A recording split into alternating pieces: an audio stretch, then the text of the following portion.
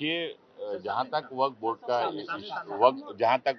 का विषय है, वक्फ बोर्ड सरकार, महाराष्ट्र सरकार के अंडर में आता है।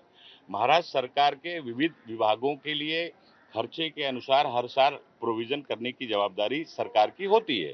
तो वक्फ बोर्ड को भी हर साल 3 करोड़, 4 करोड़, 5 करोड़ जो उनका खर्चा होता है वो सरकार की देने की जिम्मेदारी होती है, प्रोविजन करना होता है। उसी में इन्होंने प्रोविजन किया है। घोषणा करती है सरकार, लेकिन ये सरकार तो सिर्फ घोषणाबाज है। सरकार ने निधि दिया ही कहाँ है। मेरी वक्फ बोर्ड के अध्यक्ष से, चेयरमैन से बात हुई है, मैंने पूरी डिटेल इसमें ली है। उनका कहना है कि पिछले 5 साल से महाराष्ट्र सरकार की तरफ से, 5 नहीं 10 साल से महाराष्ट्र सरकार की तरफ से जो घोषणा होती है, जो प्रोविजन होता है बजट में, उसके बाद पैसा जब रिलीज करने की बारी आती है तो वक्फ बोर्ड को पैसा रिलीज होता नहीं है।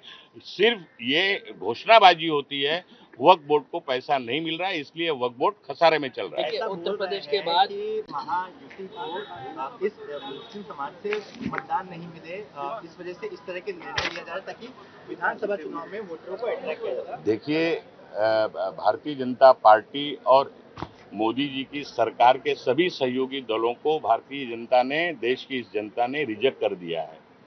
सिर्फ अल्पसंख्यक नहीं, अल्पसंख्यक हो, बहुसंख्यक हो, सभी जात समाज, सभी लोगों ने, क्योंकि पिछले 10 साल से जो मोदी जी की सरकार की नीति रही है, जिस तरह से देश में महंगाई बढ़ी है, बेरोजगारी बढ़ी है, सीमा की सुरक्षा खतरे में पड़ी है, किसानों के ऊपर अत्याचार हुआ है, इस देश के हिंदू और मुसलमान, सिख और ईसाई सब ने मिलकर भारतीय जनता पार्टी की सरकार की नीतियों को रिजेक्ट किया है और सब ने उनके खिलाफ मतदान किया है। इसीलिए तो हमारे देश के प्रधानमंत्री 4 राउंड तक बनारस में पीछे रहे और थोड़ी सी वोटों से जीत पाए। इसका यही संदेश है।